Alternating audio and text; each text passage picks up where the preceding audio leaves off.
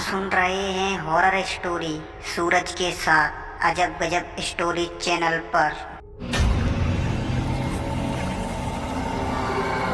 भटकती रूह। यश कंपनी के काम से पुणे से बाहर एक छोटे से गांव में गया था। काम अचानक से आ गया था, इसलिए कोई बुकिंग भी नहीं थी। अरे यार, ये बॉस भी है ना, कभी भी कहीं भी जाने का फरमान सुना देते हैं। चलो बेटा, ये अभी दोपहर के 3 बज रहे हैं। गांव पहुंचते पहुंचते रात हो जाएगी। अपनी गाड़ी में फिल्मी गाने सुनते हुए वो खुशी खुशी जा रहा था। अचानक उसकी गाड़ी के सामने से काली बिल्ली रास्ता काट गई। वैसे ही लेट हो रहा है और अब ये बिल्ली रास्ता काट गई। ओ माय गॉड, क्या करूं? इस रास्ते पर तो अभी कोई और निकलेगा भी नहीं कि उसका वेट करूं। लगता है मुझे ही आगे जाना होगा। यश थोड़ा सा ही आगे बढ़ा था कि उसकी कार के सामने पहाड़ियों से गिरकर एक पत्थर चकनाचूर हो गया। लगता है आज मेरी सारी पनौती मेरे साथ ही है। वैसे ही लेट हो रहा हूँ और अब ये मुसीबत। खैर, जो होता है अच्छे के लिए ही होता है शायद। अच्छा है गाड़ी के सामने पत्थर गिरा। गाड़ी के ऊपर गिर जाए तो शायद मैं नहीं बच पाता। यश ने जैसे तैसे अपनी गाड़ी वहां से निकाली। कुछ दूर चलने पर ही गाड़ी का पेट्रोल खत्म हो गया। यार, ये क्या है? मुसीबत पे मुसीबत। मैंने तो टैंक फुल करा दिया था। शायद कहीं से लीक हो गया होगा, मगर अब कहाँ जाऊं मैं? उसने घड़ी देखी तो रात के 10 बज चुके थे। आसपास निगाह डाली तो थोड़ी दूरी पर उसे एक मकान बना हुआ दिखाई दिया। हाँ, शायद यहाँ पर कोई मदद मिल जाए। अपनी कार को लॉक कर यश धीरे धीरे उस मकान की ओर बढ़ने लगा। उसने मकान के मेन गेट से पहला कदम दरवाजे के अंदर रखा और गेट खोलने ही वाला था कि दरवाजा अपने आप खुल गया। अंदर से एक बुजुर्ग महिला बाहर निकली और उसे देखकर रहस्यमयी हंसी हंसने लगी।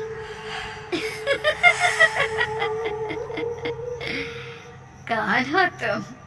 और इतनी रात गए, यहाँ पर क्या काम है? देखिए, मुझे यहाँ पास ही किसी गांव में जाना था, मगर मेरी कार खराब हो गई और अब मुझे यहाँ पर कोई साधन भी नहीं मिल रहा है।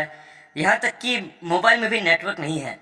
क्या मैं यहाँ पर आपके फोन का यूज करके कोई मदद ले सकता हूँ प्लीज? हाँ, यह जगह गांव से बाहर है, इसलिए यहाँ पर मोबाइल या फोन नहीं चलते। अरे यार, अब एक और मुसीबत। अब मैं क्या करूं? लगता है बहुत ज्यादा परेशान हो। मैं तुम्हारी मदद कर सकती हूँ। देखो बेटा, वैसे तो मैं बुजुर्ग हूँ, ज्यादा कुछ नहीं, पर तुम्हें रहने के लिए कमरा दे सकती हूँ।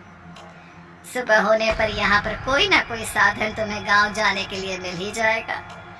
हाँ, इतनी रात को तो यही सही रहेगा। क्या सोच रहे हो? जी, कुछ नहीं। यदि आपको कोई परेशानी ना हो तो मैं यहाँ पर ही रुक जाता हूँ। आपका बहुत बहुत धन्यवाद अगर आप हाँ कहे तो। Thank you. तुम यहाँ पर नए हो, इसलिए बेटा एक बात का ध्यान रखना। रात को चाहे जितनी आवाज आए, अपने कमरे से बाहर मत निकलना और ना ही किसी के दरवाजा खटखटाने पर दरवाजा खोलना। अरे, ये क्या बात हुई? अगर कोई दरवाजा खोलने के लिए कहेगा तो दरवाजा तो खोलना पड़ेगा ना। यश की बात सुनकर महिला की आंखें गुस्से में लाल हो गई। यदि रुकना है तो यहाँ के नियम मान नहीं होंगे, वरना जा सकते हो। उसके पास महिला की बात मानने के अलावा और कोई चारा भी नहीं था। हाँ में गर्दन हिलाकर वो घर के बाहर बने पेंट हाउस में रुक गया। महिला ने वहीं उसे खाने के लिए खाना दे दिया। अरे, आप तो खामखा परेशान हो गई। मुझे भूख नहीं थी। जवान हो, जवान बच्चे तो 4 बार खाते हैं। अभी थोड़ी देर बाद फिर भूख लगती तो ना मैं कमरे के बाहर निकल पाती और ना ही तुम, इसलिए तुम्हें खाना लाकर दे दिया। पानी रखा है, भोर होने तक कमरे से बाहर मत निकलना। बुजुर्ग महिला के जाने के बाद यश सोचने लगा, कितनी अजीब बात है। आखिर ऐसा क्या है जो आधी रात के बाद कमरे से बाहर नहीं निकलना है। खैर, होगा कुछ। मैं तो आज एक के बाद एक आई मुसीबत से बुरी तरह से थक चुका हूँ। अब तो बस ये खाना खाकर सोना है, नींद भी सुबह ही खुलेगी। यश खाना खाकर लैपटॉप पर कुछ काम करने लगा। लैपटॉप पर काम करते करते उसने देखा कि 12 बज चुके थे। उसने अपना लैपटॉप बंद किया और जैसे ही पलंग पर लेटा, अचानक उसे कुत्ते के रोने की आवाज सुनाई देने लगी। उसने अपना तकिया उठाकर अपने कान पर रख लिया। तभी किसी के जोर के चीखने की आवाज आई। वो अपने कमरे से बाहर निकला तो उसकी आंखों के सामने से ढेर सारे चमगादड़ उड़ते हुए निकल गए। आवाज अब और ज्यादा जोरों से आने लगी थी। वो आवाज उस महिला के घर से ही आ रही थी। अरे, कहीं वो महिला किसी मुसीबत में तो नहीं? उन्होंने मेरी मदद की थी, अब उनकी मदद करना मेरा फर्ज है। यश अपने पेंट हाउस से बाहर ही निकला था कि उसे याद आया, महिला ने उसे कमरे से बाहर निकलने को मना किया था। वो पलटकर अपने कमरे में जाने लगा तो उसके कानों में उस महिला की आवाज आई, बचाओ, कोई मुझे बचाओ, ये लोग मुझे बाहर डालेंगे। वो बुजुर्ग महिला बड़ी मुसीबत में है, उन्हें मदद करनी होगी। वो अपने कमरे से बाहर निकलकर उनके घर की ओर जाने लगा।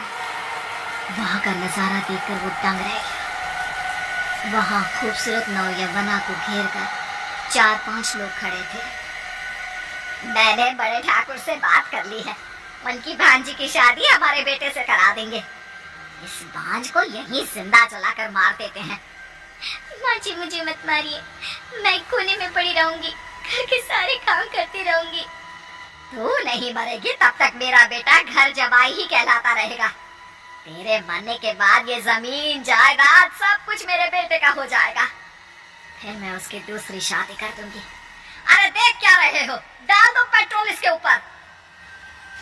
सास के कहने पर कुछ लोग उसके ऊपर पेट्रोल डालने लगे। इतने में यश वहां पर पहुंच गया। रुक जाओ, ये क्या कर रहे हो आप लोग? क्या आप लोगों को शर्म नहीं आती इतना घिनौना काम करते हुए? मैं अभी पुलिस को बुलाता हूँ। पुलिस को बुलाएगा?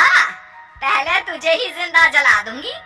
कहते हुए उस नौयवना की सास उसकी ओर बढ़ने लगी। उसका चेहरा देखकर वो बुरी तरह से डर गया। आंखों की जगह गड्ढे थे, चमड़ी जगह जगह से लटक रही थी, शरीर से जले हुए मांस की दुर्गंध आ रही थी। उसने बाकी लोगों को देखा तो सभी इसी तरह विपस्त थे। वो नौयवना तो जगह जगह से जली हुई थी, उसके शरीर पर जगह जगह छाले हो गए थे। तुमसे कहा था यहाँ मत आना, फिर क्यों तुम यहाँ पर आए? अपनी खैरियत चाहते हो तो यहाँ से चले जाओ, दूर कहीं चले जाओ। अरे ऐसे कैसे चला जाएगा? ये हमारा शिकार है, यहाँ से कहीं नहीं जा सकता। इसकी मौत निश्चित है। तुम भाग जाओ यहाँ से, इन लोगों को मैं रोक कर रखती हूँ।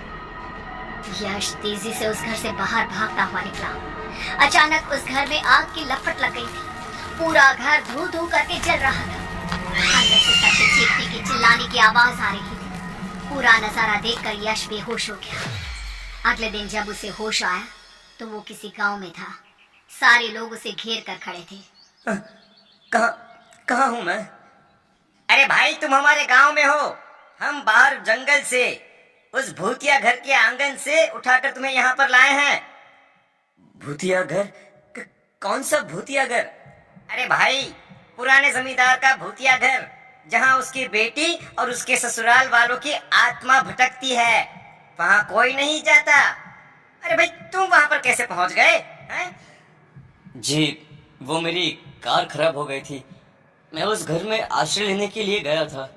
सब कुछ ठीक था और अचानक घर में आग लग गई। इससे ज्यादा मुझे कुछ भी याद नहीं है। बड़े खुशकिस्मत हो बेटा, आज तक उस घर से कोई जिंदा वापस नहीं आया।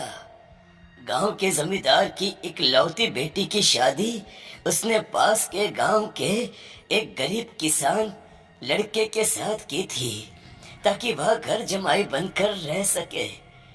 मगर होनी को कुछ और ही मंजूर था।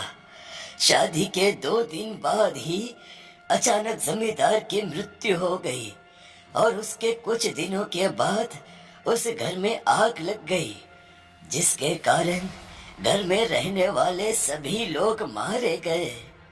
रात को वो वीरान सा घर आबाद हो जाता है और वही रात का किस्सा हर रात दोहराया जाता है। अगले दिन यश जब अपनी कार से उस घर के सामने से निकला तो घर बुरी तरह से टूटा फूटा और जला हुआ था, मगर वो बुजुर्ग महिला उसे देखकर मुस्कुरा रही थी।